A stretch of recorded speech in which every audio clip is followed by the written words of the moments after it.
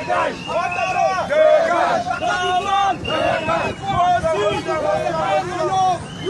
Côte d'Ivoire, c'est pas une famille. La Côte d'Ivoire, c'est un État. Il n'y a plus éligible qui sort de notre pays.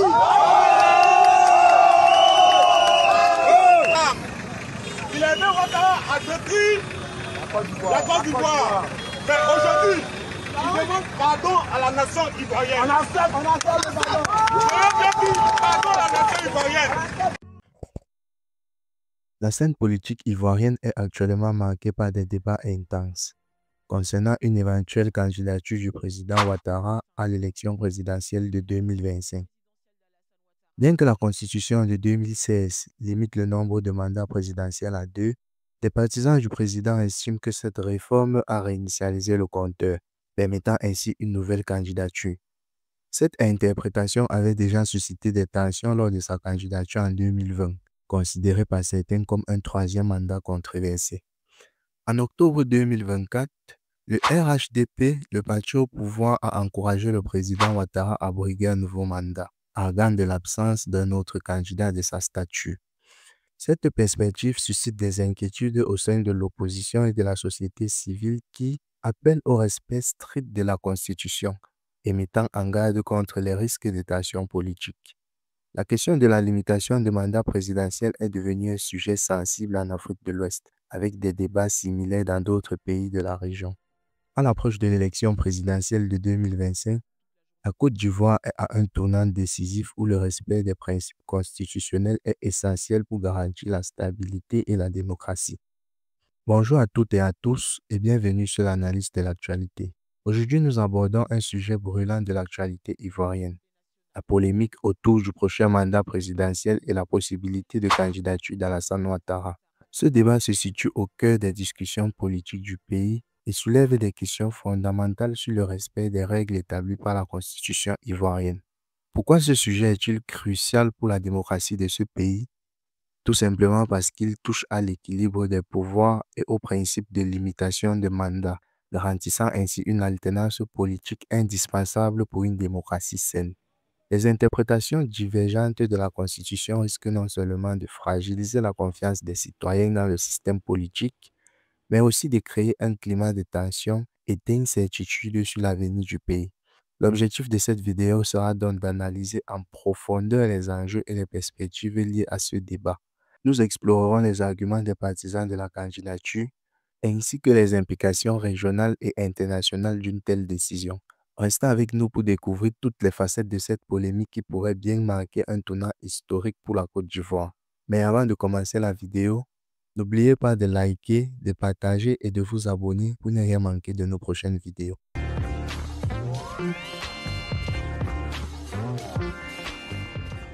Pour bien comprendre les enjeux de cette polémique, il est essentiel de se pencher sur le cadre juridique qui régit la fonction présidentielle en Côte d'Ivoire. La Constitution ivoirienne consacre le principe de limitation des mandats présidentiels à 2. Ce dispositif a été instauré pour garantir une alternance politique régulière et éviter la concentration du pouvoir entre les mains d'une personne sur une période prolongée. En pratique, cela signifie que tout président ne peut légalement briguer plus de 2 mandats successifs. En 2016, la Côte d'Ivoire a adopté une nouvelle version de sa constitution, ce qui a ravivé le débat sur la réinitialisation du décompte des mandats.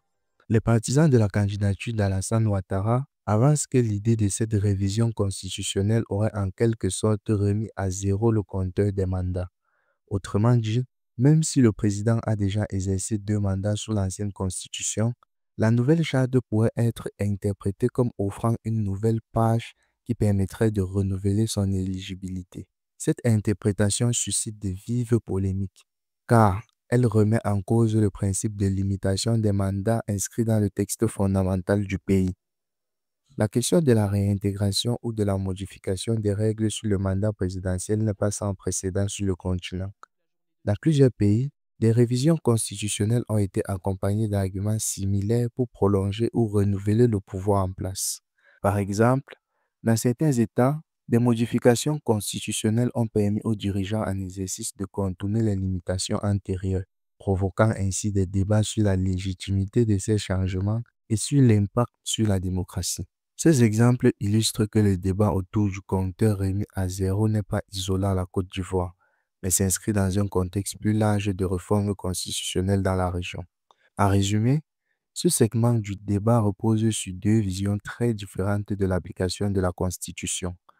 L'une qui insiste sur le respect strict du texte pour garantir une alternance démocratique et l'autre qui cherche à interpréter les révisions constitutionnelles comme une opportunité de renouveler le leadership en place.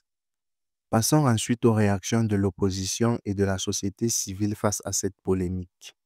Dès le début, plusieurs partis d'opposition, notamment le PDCI, le FPI et d'autres formations politiques ont fermement dénoncé ce qu'ils considèrent comme une violation flagrante de la Constitution. Ils argumentent que toute tentative de réinitialiser le compteur des mandats en contournant la limitation à 2 mandats remet en cause le fondement même de la démocratie en Côte d'Ivoire. Pour eux, cette déclaration affaiblit le mécanisme de contrôle du pouvoir et ouvre la voie à une concentration excessive du pouvoir. En parallèle, la société civile s'est mobilisée pour défendre les règles du jeu démocratique. Des rassemblements et des manifestations ont eu lieu dans plusieurs villes du pays, avec des citoyens, des associations et des intellectuels qui réclament un respect strict de la Constitution. Ces mouvements de protestation ne se limitent pas à une simple expression de mécontentement. Ils visent à rappeler l'importance des principes démocratiques tels que la séparation des pouvoirs et l'alternance politique pour garantir la stabilité et le développement de la nation. Cette situation tendue a des répercussions notables sur la stabilité politique et sociale de la Côte d'Ivoire. Les débats houleux et les divisions entre les partisans du maintien de la Constitution et ceux qui parlent pour une continuité sous le leadership expérimenté risquent de polariser la population. Cette situation tendue a des répercussions notables sur la stabilité politique et sociale de la Côte d'Ivoire. Les débats houleux et les divisions entre les partisans du maintien de la Constitution et ceux qui parlent pour une continuité sous un leadership expérimenté risquent de polariser la population. Dans un contexte où la cohésion sociale et la confiance des institutions sont essentielles, cette tension pourrait compromettre la stabilité à long terme et affecter le climat politique et économique du pays. En résumé, l'opposition et la société civile lancent un signal fort en appelant au respect des règles constitutionnelles, avertissant que toute dérive risque d'entraîner une période d'instabilité et de division dans un pays qui aspire à une démocratie solide et transparente. Pour mieux situer la polémique ivoirienne dans un contexte plus large, il est intéressant de comparer cette situation à d'autres cas similaires sur le continent. Le débat sur la réinterprétation ou la modification des limitations de mandat n'est pas nouveau en Afrique. Par exemple, en Guinée, l'ancien président Alpha Condé avait cherché à modifier la constitution pour se maintenir au pouvoir au-delà de la limite de 2 mandats, provoquant d'importantes contestations tant au niveau national qu'international. Ce cas soulève le risque d'une concentration prolongée de pouvoir. Au Sénégal, bien que le contexte soit quelque peu différent, des discussions similaires ont émergé autour de l'interprétation des règles constitutionnelles. Les débats sur la continuité d'un leadership et la recherche d'un processus légitime montrent que la gestion de l'alternance démocratique reste un enjeu sensible.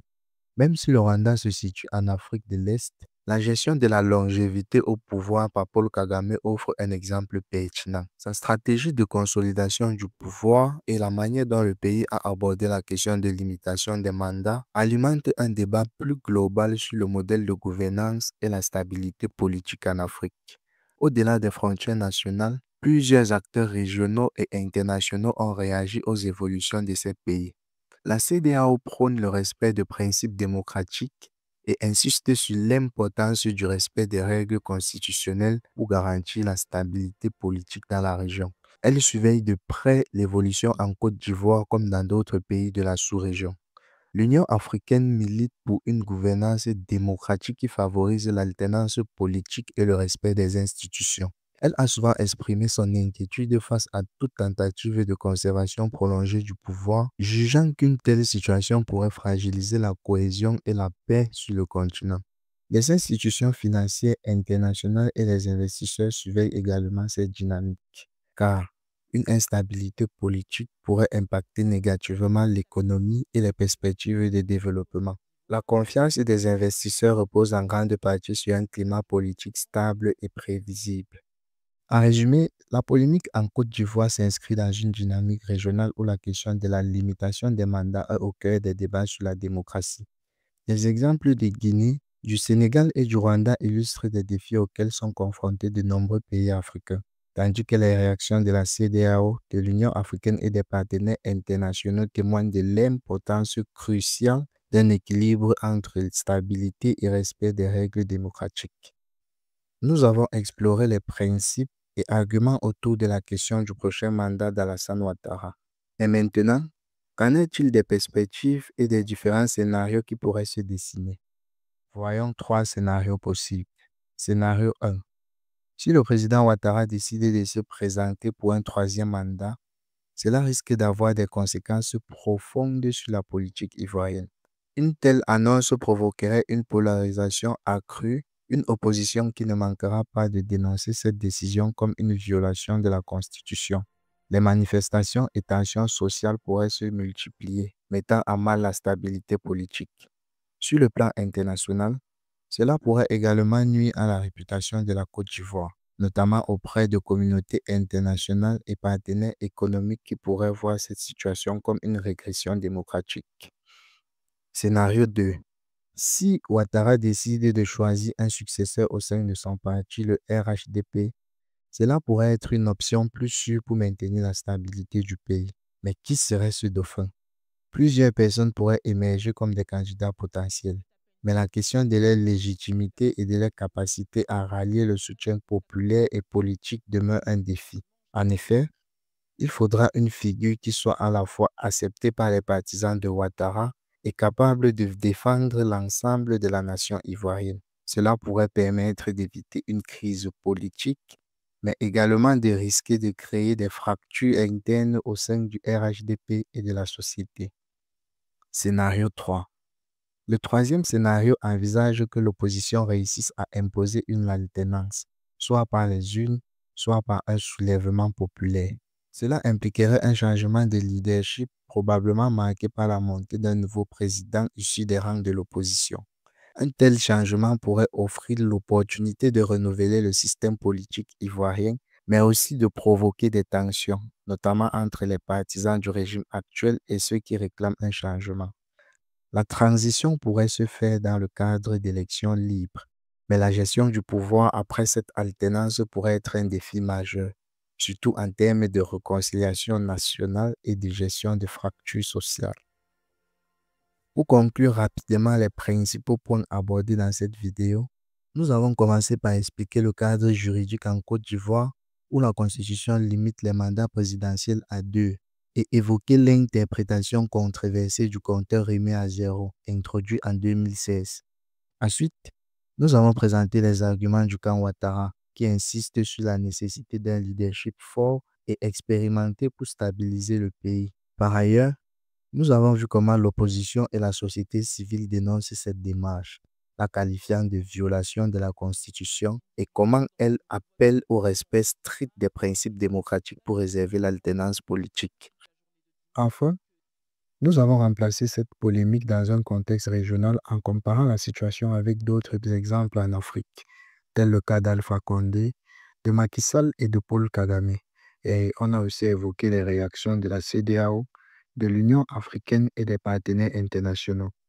Il apparaît clairement que le respect des règles démocratiques et de la Constitution est essentiel pour garantir la stabilité et la cohésion du pays. Toute déviation par rapport à ces principes pourrait non seulement fragiliser les institutions ivoiriennes, mais aussi engendrer des tensions politiques et sociales aux conséquences durables. Alors, que pensez-vous de cette situation? Le président devrait-il se représenter ou respecter strictement la Constitution? Laissez vos commentaires ci-dessous et n'oubliez pas de vous abonner pour suivre l'évolution de ce dossier crucial. Merci de votre attention et à bientôt pour de nouvelles vidéos.